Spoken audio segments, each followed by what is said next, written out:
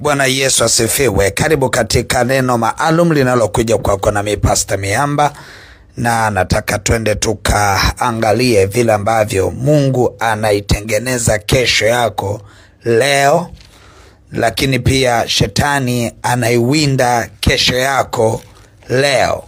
Ninapoongea hivyo ninamaanisha ya kwamba shetani anaangalia kesho yako, anaona ni njema sana, anaiharibu kesho yako leo.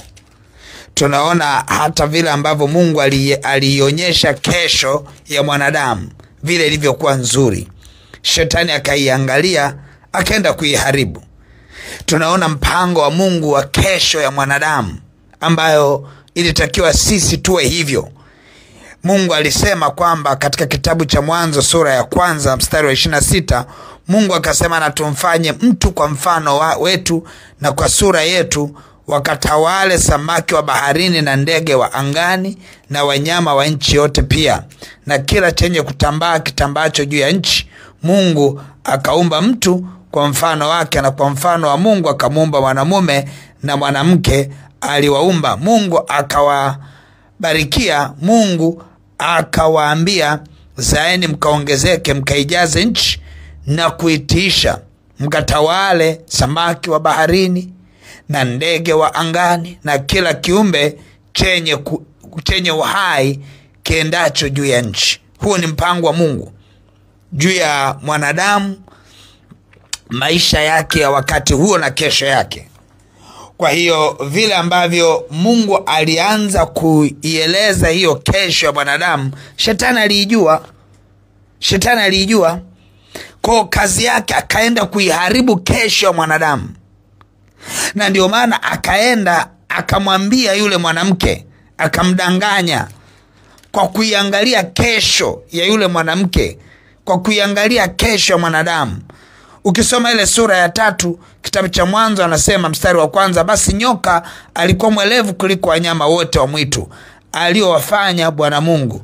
Akamwambia mwanamke, ati hivi ndivyo alivyosema Mungu, msile matunda ya miti yote ya bustani? Mwanamke akamwambia nyoka, matunda ya miti ya bustani twaweza kula, lakini matunda ya mti ulio katikati ya bustani Mungu amesema msiale wala msiaguse, msije mkafa. Nyoka akamwambia mwanamke, hakika hamtakufa, kwa maana Mungu anajua ya kwamba siku mtakayokula matunda ya mti huo mtafumbuliwa macho, nanyi mtakuwa kama Mungu, mkijua mema na mabaya. Mwanamke alipoona ya kuwa ule mti wafaa kwa chakula, wapendeza kwa macho, nao ni mti wa kutamanika kwa maarifa, basi akautwaa katika matunda akala, akampa na mumewe, naye akala. Wakafumbuliwa macho wote wawili, wakajijua kuwa wa uchi, wakashona majani ya mtini wakaifanyia nguo. Kisha wakasikia sauti ya Bwana Mungu akisema bustanini kwa wakati wa jua kupunga. Kisha wakasikia sauti ya Bwana Mungu ikitembea bustanini wakati wa jua kupunga. Adam na mkewe wakajificha kati ya miti ya bustani, Bwana Mungu asiwaone. Bwana Mungu akamwambia Adam, akamwambia, uko wapi? Akasema, nalisikia sauti yako bustanini, nikaogopa kwa kuwa mimi ni uchi, nikajificha. Akasema, ni nani aliyekuambia kuwa uchi? Je, umekula wewe matunda ya mti niliyokuagiza usiale? Angalia, hapo tayari shetani ameshaiharibu kesho ya Adam. Sio kesho yake tu, hata sisi ametuharibia. Mpaka hivi tunavyoongea, Yesu amekuja kurudisha kwa sehemu yale ambayo Mungu aliachilia kwa mwanadamu. Naposema kwa sehemu, kwa sababu tunaposoma maandiko tutakuja kukamilisha tutakapovishwa miili mipya. Lakini kwa sasa tunayo sehemu kwa kuingia kwa Kristo, kupitia Kristo Yesu, kuweza kuichukua ile iliyo kamili katika ulimwengu wa roho. Lakini tayari future ya Adam imeharibiwa. Naposema future, ndio maana hiyo kesho ya Adam imeharibiwa. Kwa tunaona shetani alidanganya. Mbinu za shetani kuiharibu kesho ya mtu ni kumdanganya. ni kumdanganya. Alimdanganya Adam. Adam akatoka kwenye mipango kupitia mkewe.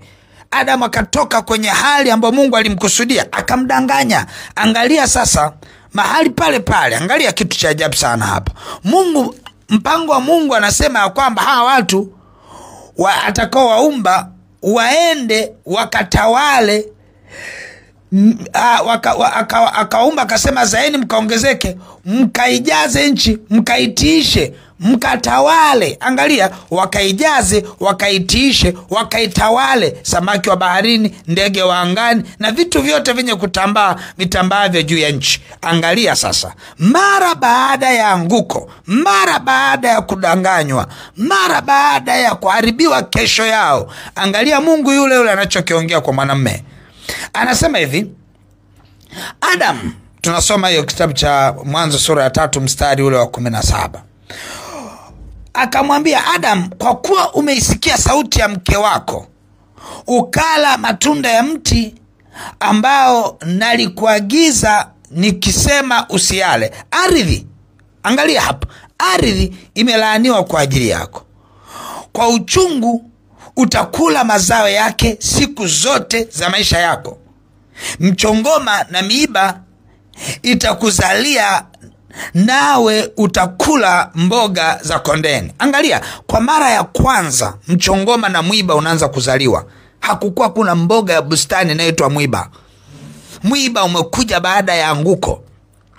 Mchongoma ni mtunda, ni mti uliozaliwa baada ya kuanguka, baada ya future, baada ya kesho ya Adam kuharibiwa, ndio mwiba tukauona. Hata sasa miiba ipo katika hali nyingi sana. Magonjwa ni mwiba ule, ni mchongoma ule. Kukosa amani ni mwiba, ni mchongoma. Mambo hayo kabla ya Eden kuharibiwa na adui kwa kuingizwa na udanganyifu wa Lucifer kupitia ule nyoka, haya mambo hayakuwepo. Kulikuwa hakuna stress pale Eden. Kulikuwa hakuna mwiba pale Eden. Kulikuwa hakuna machozi pale Eden. Walikuwa wanafurahi muda wote, wanakula muda wote, wanakula matunda, wanakimbizana hapa na pale. Hakuna maswala ya mahangaiko, yani swala la mavazi halikuwepo, ni mahangaiko hiyo.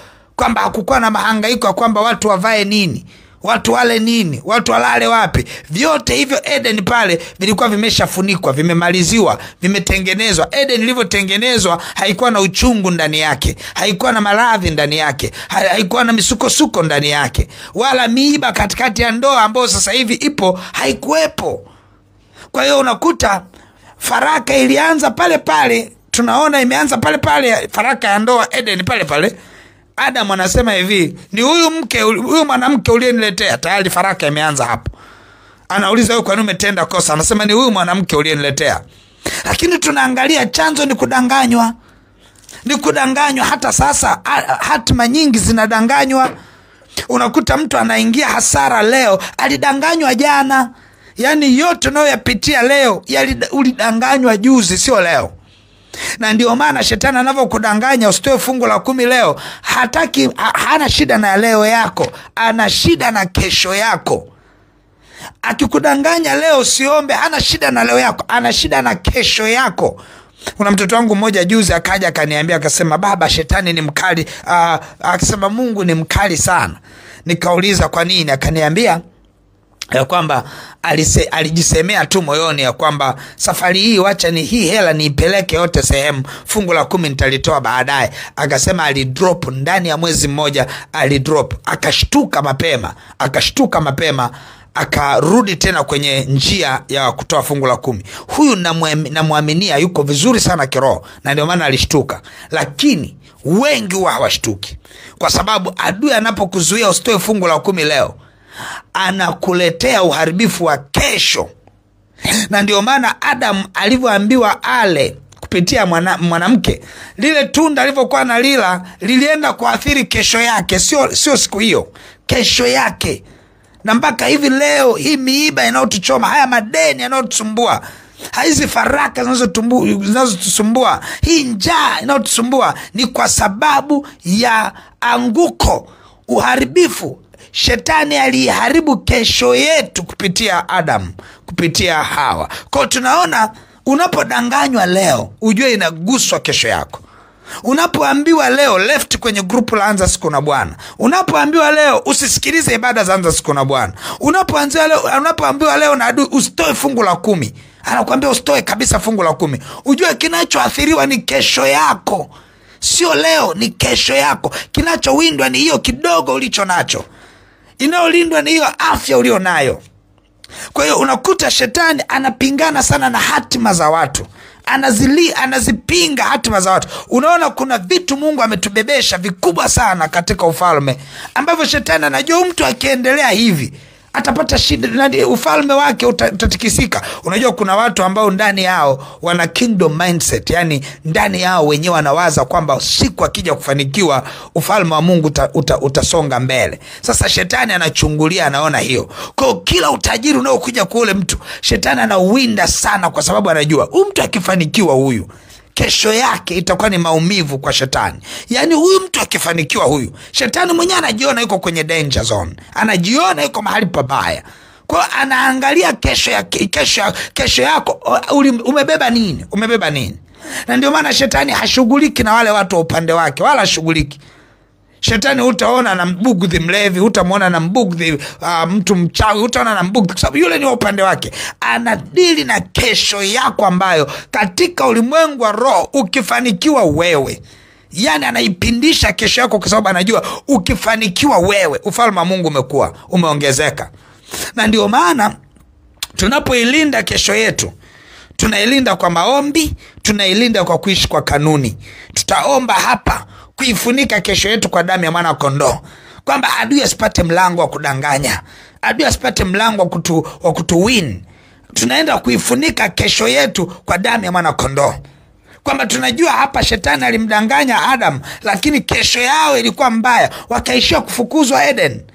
Adam aliambiwa atamiliki samaki wa baharini, ndege wa angani na vyote vitambavyo katika nchi. Adam huyo anaambiwa hivyo vitu utavipata kwa jasho, na kwa kipindi hicho na vitafuta, na mchongoma utakuchoma na mwiba utakuchoma.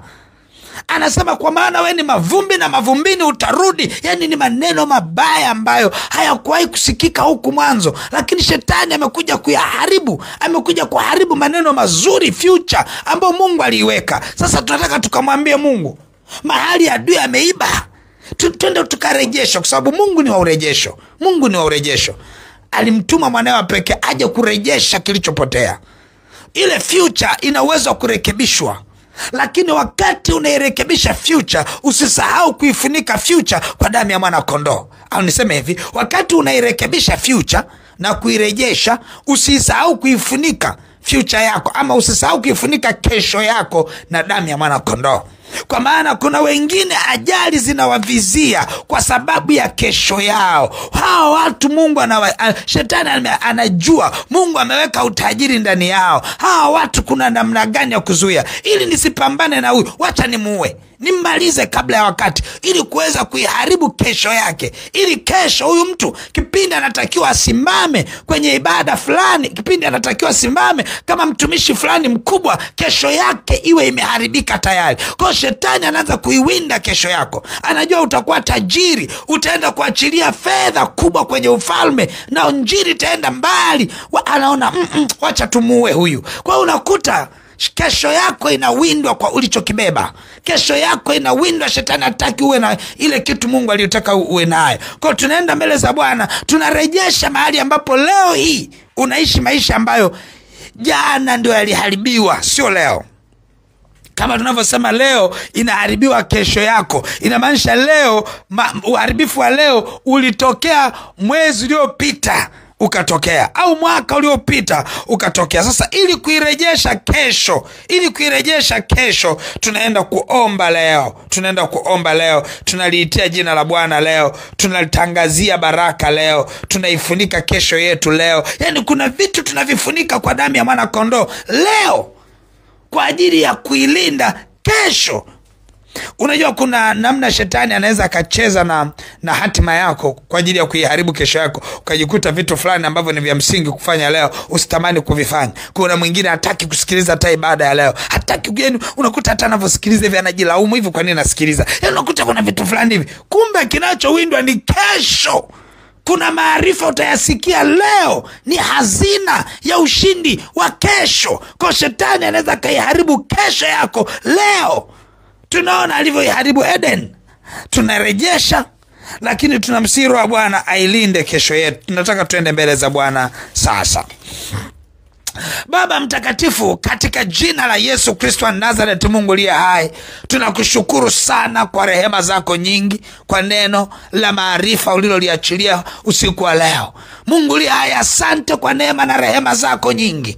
Asante kwa kibali ambacho umekiachilia hata kuweza kuyasikia maarifa yako, kuikomboa kesho yetu kwa kuifunika na damu ya mwana kondoo. Leo tunaifunika kesho yetu kwa damu ya mwana kondoo, kwa jina la Yesu. Tunaufunika utajiri wa kesho yetu kwa damu ya mwana kondoo, na kwa damu ya mwana kondoo tunakomboa kilichopotea juzi ambacho tunaona leo madhara yake, kwa jina la Yesu Kristo wa Nazareth. Tunapokomboa cha juzi ambacho leo tunaona madhara yake, tunaifunika kesho yetu na baraka za kesho yetu na utajiri wa kesho yetu na neema ya kesho yetu, tunaifunika kwa damu ya mwana kondoo. Roho Mtakatifu, ninaomba nguvu zako na ushirika wako, Bwana. Roho Bwana, endelea kutembea kwenye maisha ya mtoto wako huyu, Bwana. Anapoyasikia maarifa yako, mpe kuitengeneza kesho yake, mpe ushindi wa kesho yake kwa jina la Yesu. Tunakomboa kesho za watoto wetu katika jina la Yesu Kristo wa Nazareth. Mungu aliye hai,